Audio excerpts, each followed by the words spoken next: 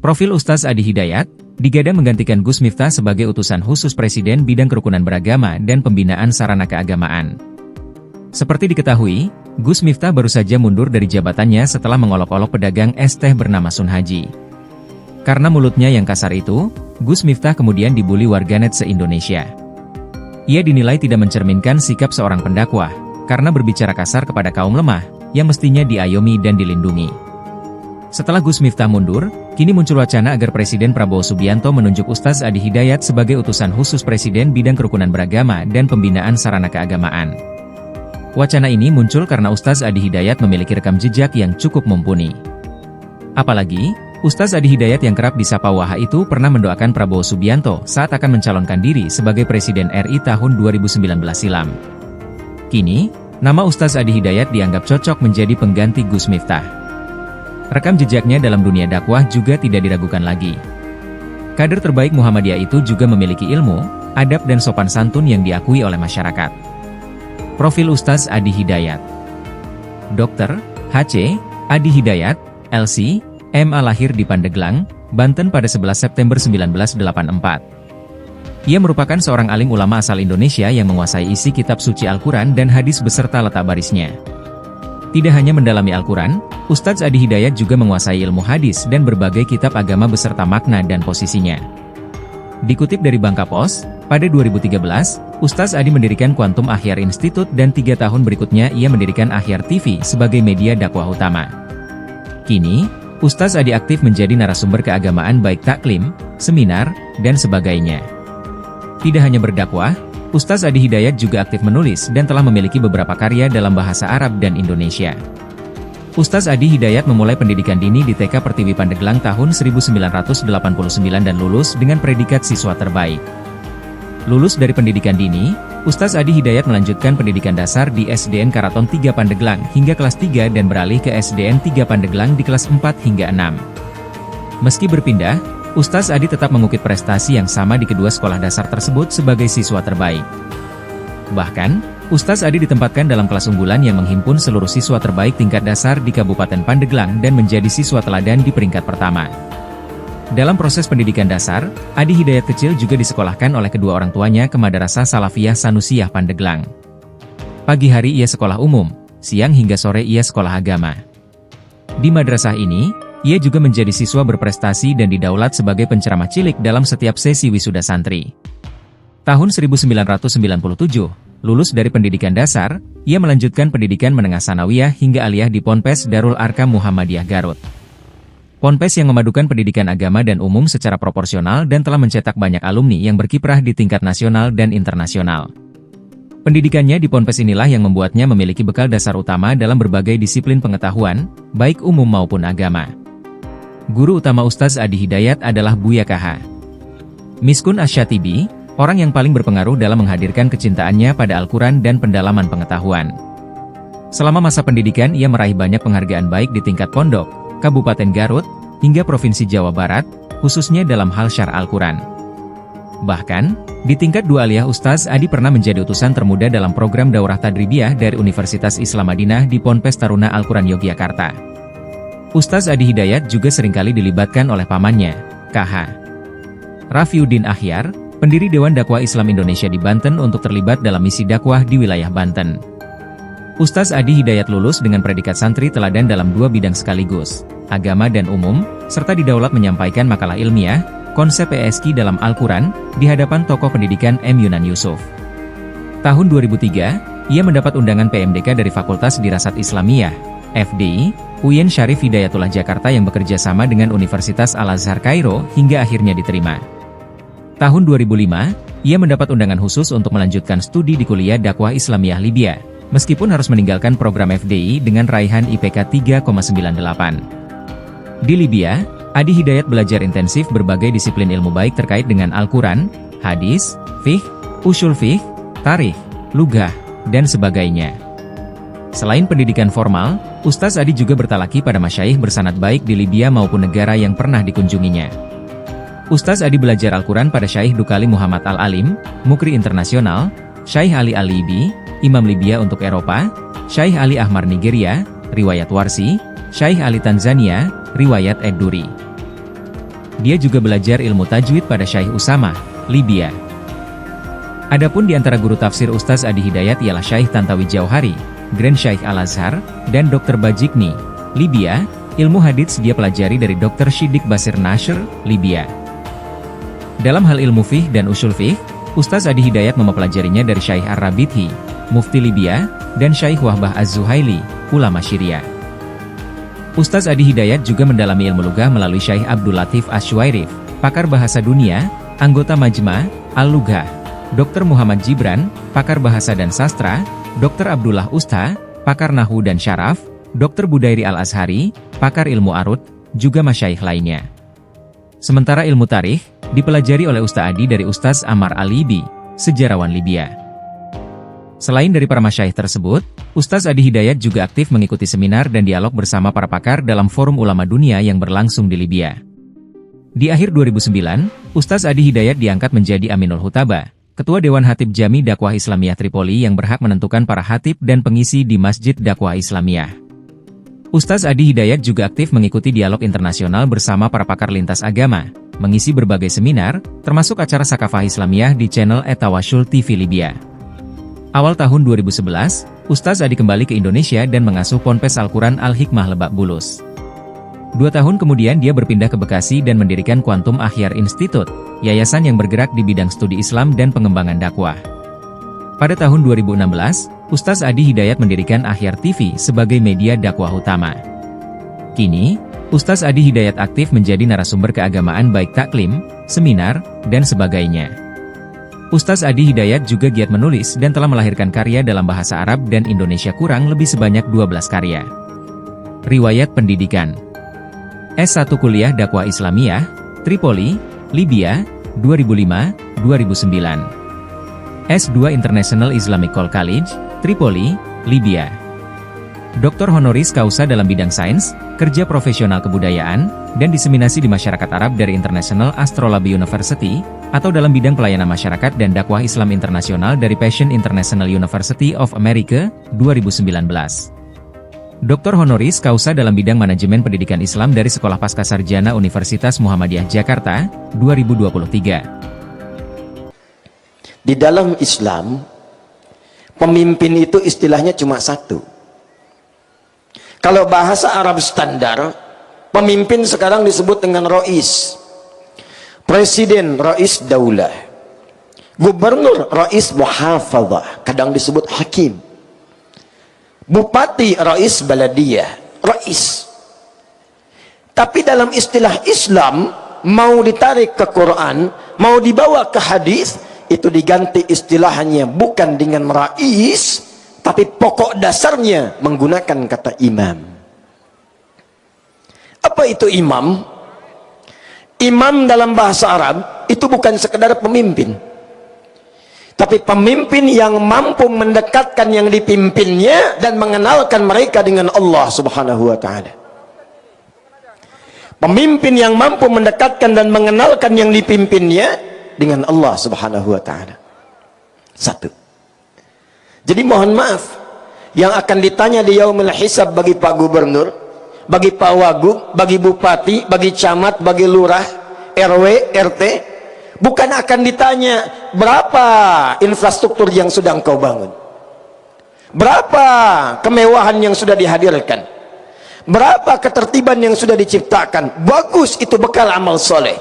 Tapi pertanyaan pertama, dari 6,8 juta rakyat Riau ini, berapa yang sudah kenal dengan Allah Subhanahu wa Ta'ala? Pertanyaan pertama.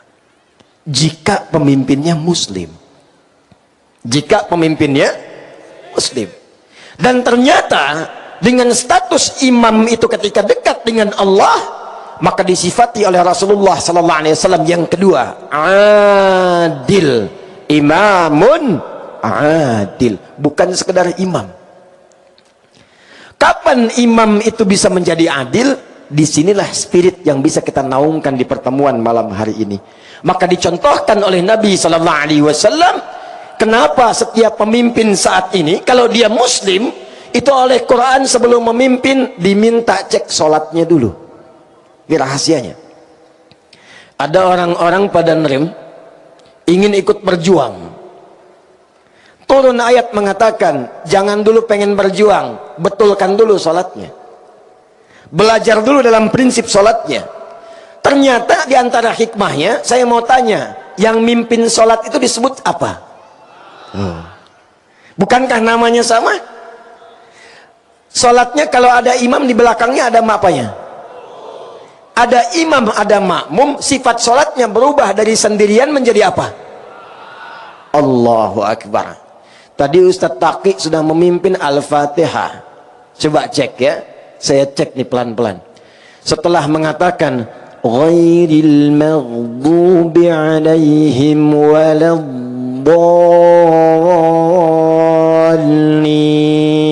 jawab. Lagi. Ghairil maghdubi alaihim waladdallin.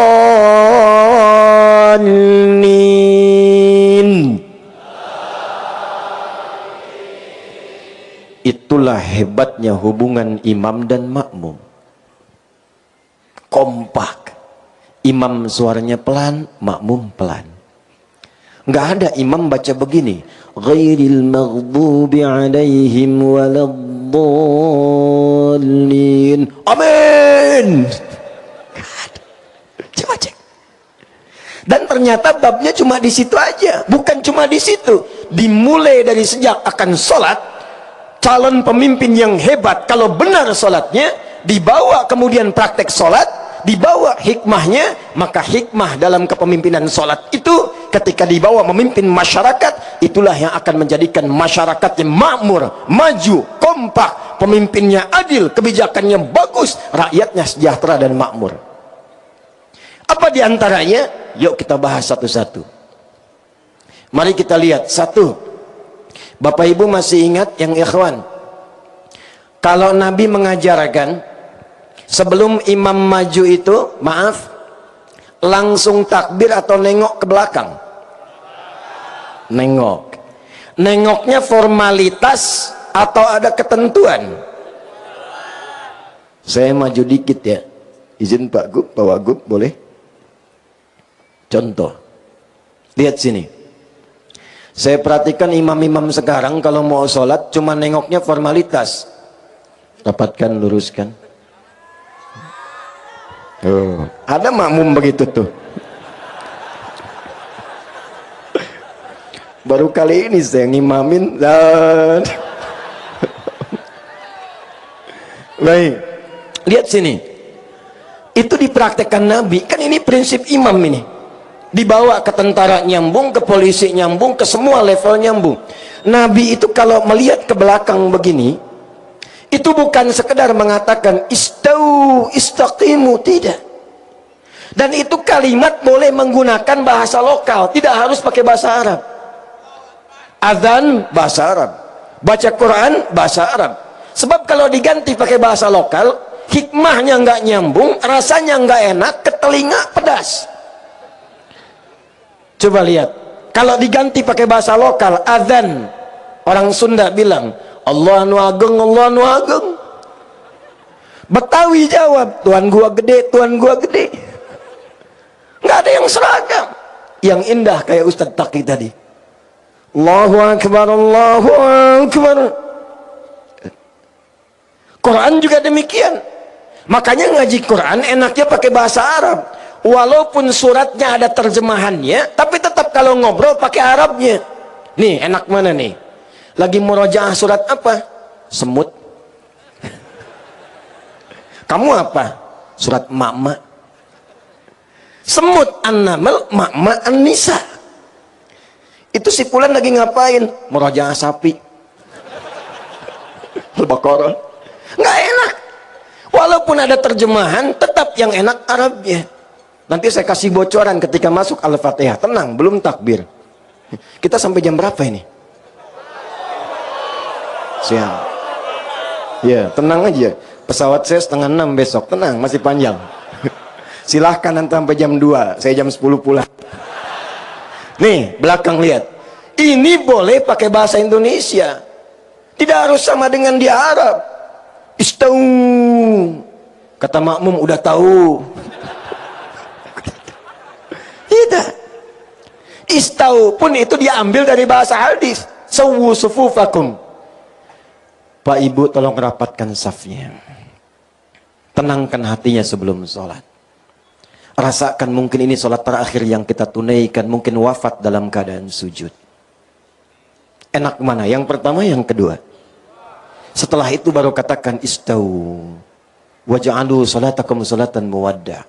Tapi poin yang saya ingin katakan, Nabi lihat siapa yang sholat. Oh, di situ ada orang sepuh yang gak bisa tahan lama. Di sini ada anak-anak yang lari-lari. Di tengah ada remaja. Karena tahu karakternya, maka dibacakan oleh beliau surat sesuai dengan keadaan makmumnya. Nabi itu 30 juz hafal. Tertanam di jiwanya. Tapi ketika mimpin sholat, dilihat siapa makmumnya. Ketika tahannya surat Kulhu al-Ikhlas, dibacakanlah Kulhu Allah. Ketika di belakangnya Abdurrahman bin Auf, Ubay bin Ka'ab, sahabat-sahabat mulia, apalagi orang-orang periwayat qiraat setelah itu, nggak tanggung Al-Baqarah rakaat pertamanya. Gitu. Nah ini kadang-kadang baru khatam 30 juz, begitu nengok ke belakang istau. Langsung ngadap kiblat nggak tanggung. Ghairil maghdubi alaihim waladdallin. Amin. Yasin. Jamaah udah begini aja tuh. Yang paling nyebelin habis itu Allahu Akbar. Tidak begitu. Maaf saya tanya. Kenal Mu'adz bin Jabal? Bagus. Kalau kenal saya berhenti pulang tuh. Saya yakin ada jin yang sedang menyamar itu. Kenal Mu'adz. Mu'adz itu ngimamin salat Isya, Pak. Izin. Dibacain Al-Baqarah. Baca Al-Baqarah. Begitu singkatnya salam, nengok ke belakang jamaah sudah kosong. Mungkin mentalnya kayak antum tuh. Kayak saya, kayak kita. Nengok kosong. Langsung Mu'adz komen. Dikira sahabat like, ternyata dislike. Komennya apa? Munafik nih jamaah katanya. Karena diantara ciri orang munafik itu malah sholat Isya. Jamaah disebut nifak, langsung protes. Menghadap kepada Rasulullah. Ya Rasulullah, nggak terima Mu'adz menyebut kamu munafik. Nggak terima Mu'adz menyebut kami munafik.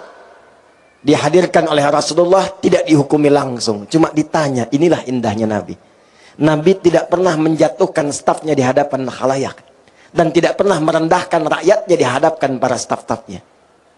Nabi berkata dengan bijak, kenapa masalahnya? Lantas orang-orang itu berkata, Mu'adz nggak kira-kira Isya mimpin pakai Baqarahan, mainnya Baqarah ya Rasulullah. Rakaat pertama lagi, gimana kami tahan? Baru pulang nanam korma, pulang dari kebun, capek, belum ngapa-ngapain Baqarah. Mu'adz ditanya, ya Rasulullah, kenapa ente baca Baqarah? Saya kan ikut Nabi katanya tuh. Saya pernah bermakmum di belakang Rasul, ya Rasulullah, Anda bacanya Al-Baqarah. Saya kan ikut Rasulullah. Pintar. Tapi Nabi lebih pintar karena dibimbing oleh wahyu. Kata Rasulullah, Mu'adz, saya imam, makmumnya ente. Tapi ente imam, makmumnya mereka tuh. Maka dari situlah kemudian Nabi memberikan keluangan. Setelah peristiwa itu, ada sahabat yang kalau baca ngimamin sholat itu mainnya kulhu semua. Betul. Betul, itu ada sanadnya. Pernah kalau taraweh rakaat keduanya kulhu Allah terus? Itu ada sanadnya, kasusnya begitu. Ada yang main kulhu karena ketika melihat jamaahnya wajahnya ikhlas. Diadukan oleh sahabat, ya Rasulullah, ini orang bacanya kulhu terus. Ditanya oleh Nabi, kenapa engkau baca itu? Karena saya mencintai Allah dan sifat-sifatnya ya Rasulullah. Maka turun jawaban dari langit, sampaikan salam Allah kepadanya. Karena dia mencintai Allah, Allah pun mencintainya. Dibawalah praktek ini ke dalam kepemimpinan, ke instansi, ke dalam institusi. Maka pemimpin yang baik sebelum memimpin dia melihat kepada rakyatnya seluruhnya. Dimitigasikan. 10 kabupaten, 2 kota madya, bagaimana karakternya? Bagaimana keadaannya? Tentu tidak akan sama. Yang ini mungkin butuh perbaikan jalan. Yang ini butuh lapar sembako. Yang di sana butuh beasiswa. Ketika paham tentang rakyatnya, maka mudah mengkonsep, merencanakan semua program-program untuk kemaslahatan rakyatnya. Itulah sebabnya kenapa Umar, ayo tepuk tangan dulu. Kasih. Itulah sebabnya kenapa Umar yang sangat jenius membaca hikmah pertama ini dan menerapkan teori yang dikenal sekarang dengan ilmu belusukan. Umar. Dan Umar dulu nggak bawa kamera.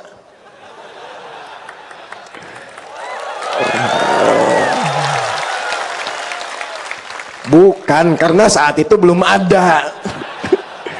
Kalau sekarang boleh buat dokumentasi, boleh. Bukan buat pencitraan. Kenapa rame begini? Nih, Umar. Hei, Umar. Jangan lihat sini, Umar. Jalan malam-malam. Begitu lewat satu tempat di Gubuk, seorang ibu sedang mengaduh membuat syair. Ternyata ibu itu sedang fakir, punya beberapa anak, nangis lapar. Dapurnya tidak mengebul, yang ada cuma batu, maka pura-pura masak batu dengan pasir digoreng-goreng. Dia membuat syair dan berkata, kalau bahasa kitanya, duhai Khalifah Amirul Mukminin, senang-senang engkau di istana, rakyatmu sekarang lapar seperti ini tak bisa makan, engkau yang akan dihisab di hari kiamat. Umar lewat, tidak diketahui, tidak memperkenalkan diri, dengar kemudian pengaduhan itu, langsung berangkat ke gudang persediaan, gudang sembako, dimasukkan ke dalam karung, dipikul gandum itu dengan pundaknya. Ajudan datang mengatakan, ya Amirul Mukminin, saya yang bawa. Kata Umar, bukan, saya yang dihisab, bukan engkau. Dibawa ke hadapan ibu itu, kemudian dimasakin di depannya tanpa mengatakan saya Umar. Ibu itu sambil nunggu dimasakin masih sempat-sempatnya menyebut Umar. Dasar khalifah, santai-santai di istana, orang lain yang masakin kami, katanya. Disuapi oleh Umar. Selesai itu semua, pulang tanpa mengatakan sayalah Amirul Mukminin. Ilmu pertama yang Umar ambil dari ilmu belusukan itu adalah ilmu penggembala kambing dari Rasulullah sallallahu alaihi wasallam. Itulah hikmahnya. Kenapa semua nabi yang pernah bertugas di muka bumi ini, dari Nabi Muhammad sallallahu alaihi wasallam sampai Nabi Adam alaihi salam, Muhammad sallallahu alaihi wasallam bin Abdullah bin Abdul Muttalib bin Hashim bin Abdul Manaf bin Qusay bin Murrah bin Kilab bin Ka'ab bin Ghalib bin Fikir bin Malik bin Nadar bin Kinana bin Khuzaimah bin Mudrika bin Ilyas bin Nizar bin Ma'ad bin Adnan bin Addi bin Adri bin Muqawwam bin Nakur bin Tarikh bin Ya'rub bin Yasjub bin Nabit bin Ismail alaihi salam bin Ibrahim alaihi salam bin Azar atau bin Nakur bin Abir bin Kinan bin Arfakhshan bin Sam bin Nuh alaihi salam bin Mihlail bin Matushala bin Kinan bin Anwas bin Tif bin Adam alaihissalam. Coba ulangi. Enak aja tepukin kayak merpati. Ulangi. Antum tuh paling enak datang denger rekam tepuk tangan masuk surga. Masya Allah. Amin. Ya. Pas Sayyidul Amin dipanggil tuh. Balik. Semua menggembala kambing. Kata Nabi, nggak pernah diutus seorang Nabi kecuali dilatih oleh Allah menggembala kambing. Saya riset. Saya senang meriset.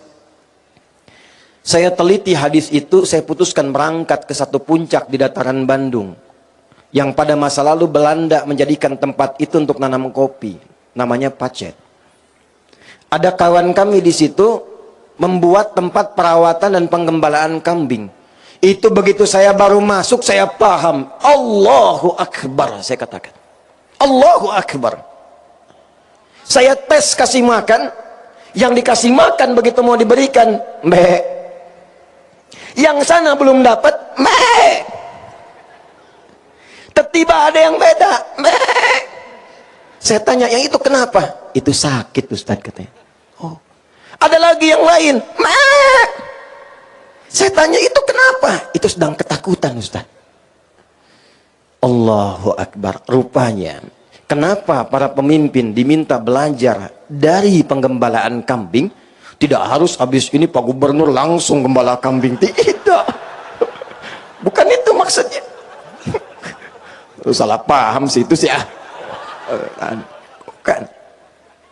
Yang dimaksud mitigasikan rakyat. Kalau sudah tahu hikmahnya, mitigasikan rakyat. Kadang-kadang suaranya beda-beda. Kecamatan Mando, jalan rusak.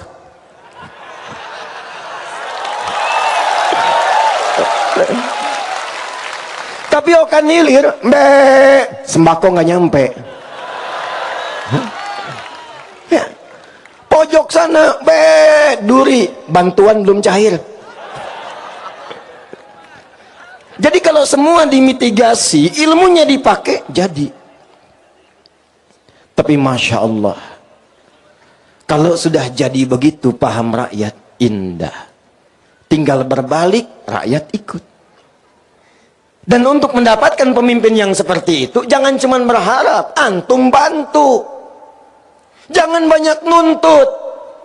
Subhanallah itu boleh, ada waktunya. Ini belum takbir sudah demo di belakang. Tar dulu. Babnya apa supaya imamnya bagus? Bukan celaan, bukan hinaan, bukan merendahkan. Tapi turunlah bab dalam Sahih Muslim. Jika menginginkan imam seperti itu, hadis Muslim, nomor hadis 1855. Cek kalau tidak percaya. Rawinya bernama Auf bin Malik al-Ashja'i. Dari Nabi SAW mengatakan, perhatikan kalimatnya, khiyaru a'immatikum alladzina tuhibbunahum wa yuhibbunakum wa tusalluna alaihim wa yusalluna alaikum. Pemimpin terbaik itu, yang paling ideal itu adalah pemimpin yang kalian cintai dan mereka pun mencintai kalian. Bagaimana menanamkan mahabbah itu? Kata Nabi, kalian mendoakan mereka sehingga mereka pun dibimbing oleh Allah menjadi adil dan mendoakan kalian. Jadi kita berkumpul malam hari ini kalau menginginkan imam yang baik dan adil, pemimpin-pemimpin hebat yang akan diringankan hisabnya oleh Allah, dikabulkan doanya, maka hadirkan doa untuk mereka dalam kesempatan sujud mereka. Ya Allah, mudahkan tugas Pak Gubernur dan Wagub. Ya Allah, sehatkan keduanya supaya memimpin Riau dengan baik. Ya Allah, kompakkan keduanya supaya semua kebijakan mereka dirasakan dengan nyaman. Doa itu yang dibutuhkan, bukan cuman amin. Tiap hari tanamkan. Baru kemudian imam takbir, Allahu Akbar. Karena sudah paham siapa yang ada di belakang, maka mudah membacakan ayat, memetakan program. Cuman memang mohon izin Pak Gub, Pak Wagub, memang kadang-kadang ada aja makmum yang pengen nguji imam, bukan membetulkan, pengen nguji imam. Seperti halnya Nabi pernah menjadi imam, sahabat pengen tahu di belakang gimana caranya nih sholatnya Nabi. Ternyata husnudzonnya mereka pengen belajar. Allahu Akbar. Al-Bukhari nomor hadis 2010 sampai 2012. Sayyidah Aisyah radhiyallahu taala anha pernah ditanya, "Kaifa kanat salatu Rasulullah sallallahu alaihi wasallam?" Gimana sih salat malamnya Nabi? Dijawab oleh Sayyidah Aisyah, singkat, padat, jelas. La tas'alan husnihinna wa tulihinna. Tolong jangan ditanya bagaimana panjang dan bagusnya, susah ditiru. Penasaran, ngikut di belakang. Mu'adz bin Jabal, Ubay bin Ka'ab, Abdurrahman bin Auf, Abdullah bin Mas'ud belakang. Ternyata Masya Allah, rakaat pertamanya dikira Al-Baqarah akan selesai, nyambung Ali Imran 200 ayat. Dikira akan ruku, nyambung An-Nisa 176 ayat. Besoknya tidak ikutan lagi. Kalau gubernur, wakil gubernur, semua pimpinan unsur sudah punya program yang bagus, teruji dengan matang, kompak dilakukan, tidak usah iseng-iseng menguji. nanti nggak kesampaian, capek sendiri. Tapi kalau memang bacaannya ada yang salah, boleh diingatkan. Bismillahirrahmanirrahim. Ar-Rahmanirrahim. Gimana mengingatkannya? Subhanallah. Ada nggak orang sholat begini imam? Bismillahirrahmanirrahim. Alhamdulillahi rabbil alamin. Lupa. Maliki yaumiddin. Salah, woi, salah. Ada yang begitu? Tidak, tapi jelas.